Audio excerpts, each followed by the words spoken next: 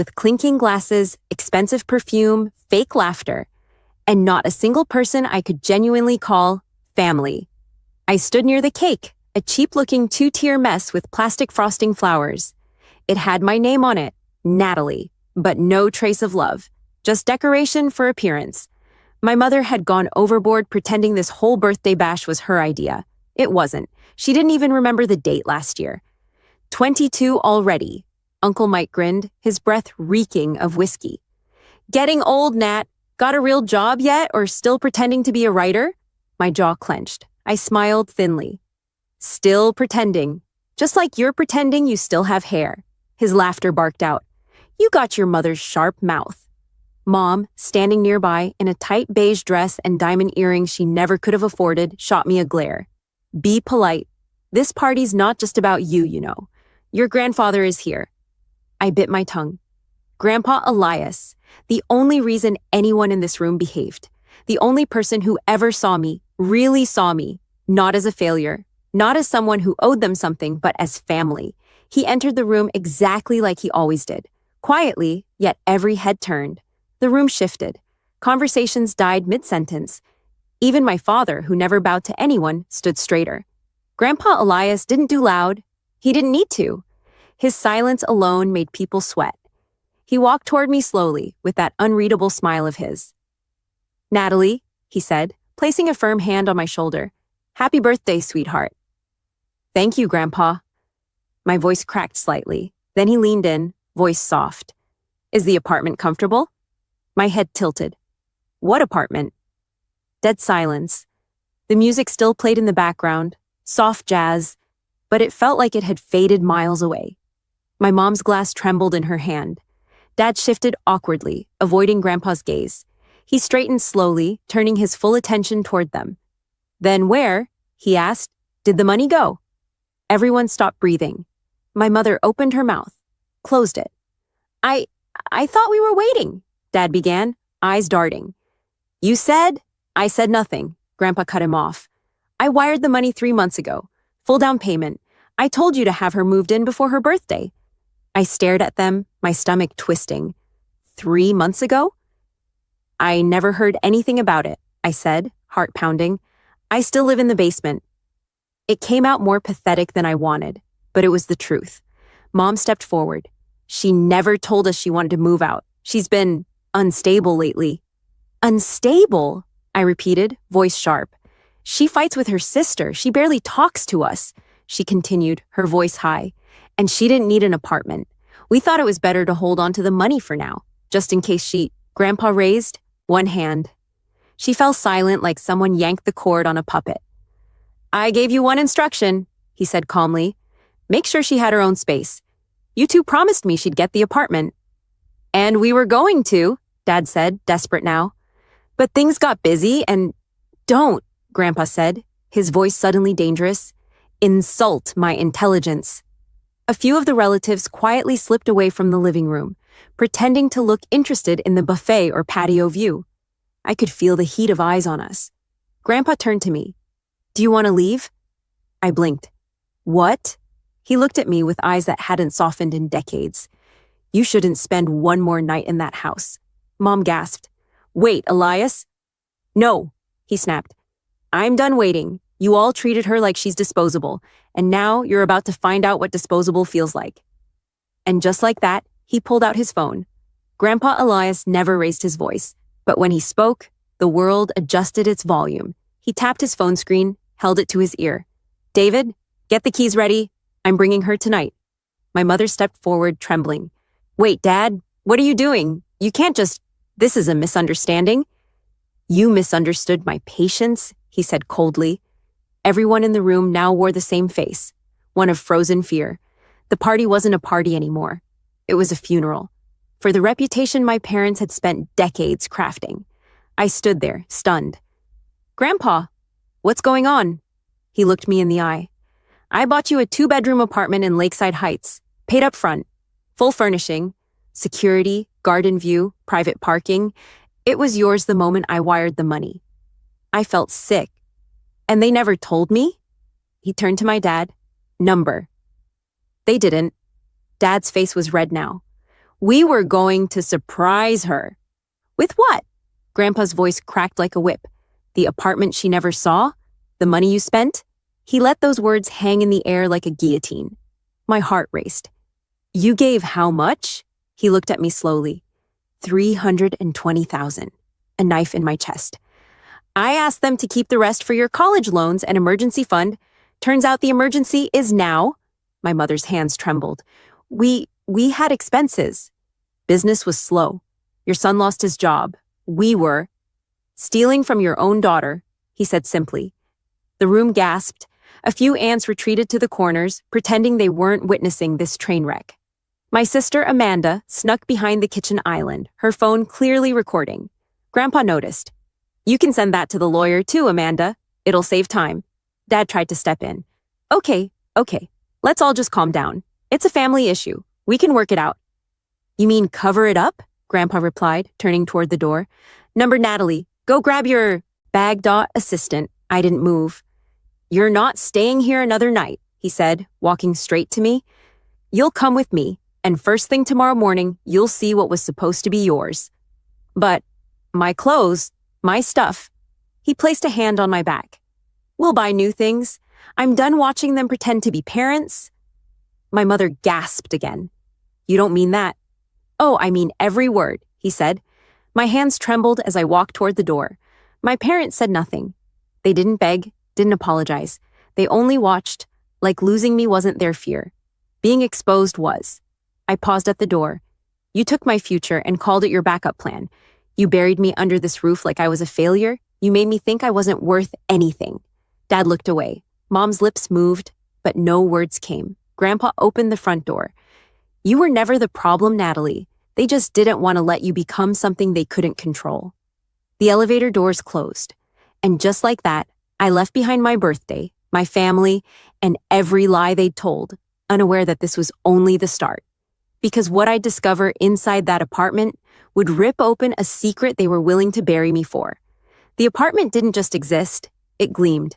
Tall ceilings, floor-to-ceiling windows, soft beige furniture, marble counters, a balcony that overlooked a private courtyard with a fountain that looked like something out of a painting. It didn't feel like a place to live. It felt like a place you had to earn. And somehow, it had always been mine. Welcome home, Grandpa said, handing me the key card. I clutched it tightly. I don't understand. Why would they hide this from me? He exhaled slowly and sat down on the cream sofa, removing his watch like this was just another Tuesday. Because your parents are drowning in debt. Your father took out 3 lines of credit last year, and your mother defaulted on her boutique loan 2 months ago. I knew they were desperate, but I gave them a chance.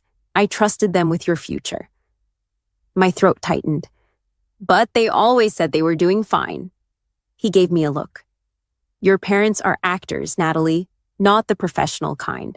The survival kind. They perform comfort, success, control. All smoke and mirrors. And you, unfortunately, were their best-kept hostage. It hit me like a cold slap. I was never going to get the apartment, I whispered. They were never going to tell me. Grandpa's voice softened. Number. Because they don't see you as a person. They see you as a wallet. I looked up, shaken. Not today, he said. Not anymore. He stood and walked into the hallway, returning moments later with a man in a blazer and glasses. This is James, Grandpa said. My attorney.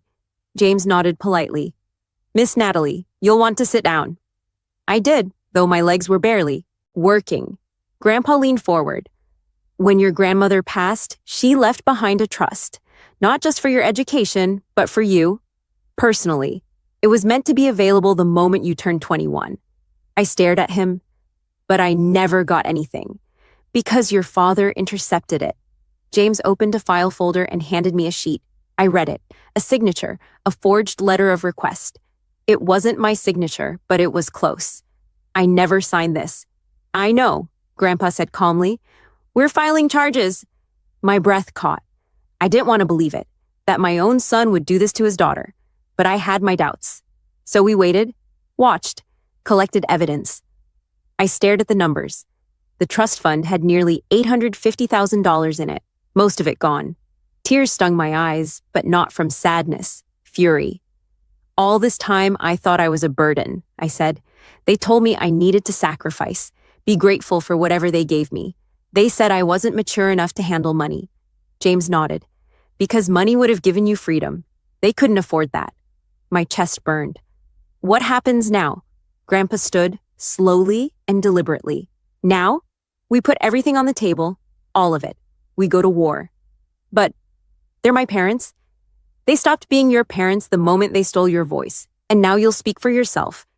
I looked at the folder again. This wasn't just about money anymore. This was about everything they'd stolen. My independence, my dignity, my self-worth. And I was getting it all back. By morning, Grandpa had filed motions in court, a financial freeze, legal notices, the beginning of the storm, and the house I grew up in. It would be the first to go. The courtroom buzzed with quiet tension, the kind that sat just under the skin and made your heartbeat feel louder than it should. My parents sat on the other side of the room, flanked by their lawyer, a sweaty man in a wrinkled suit who looked like he hadn't expected this case to see daylight. My mother wore her pearls like armor. My father's jaw was locked, arms folded like he was daring the world to challenge his version of reality. But beside me sat Elias Ford, my grandfather, and next to him, James, calm, prepared, relentless. I clutched my copy of the forged letter. The judge looked over her glasses at my parents. Let's be clear, the trust fund was intended solely for Miss Ford? Yes, Your Honor, James replied. It was structured to activate on her 21st birthday. She's now 22. The funds were accessed months ago, without her consent, by these two individuals. My father stood abruptly. We didn't steal anything. She's our daughter. We were protecting her.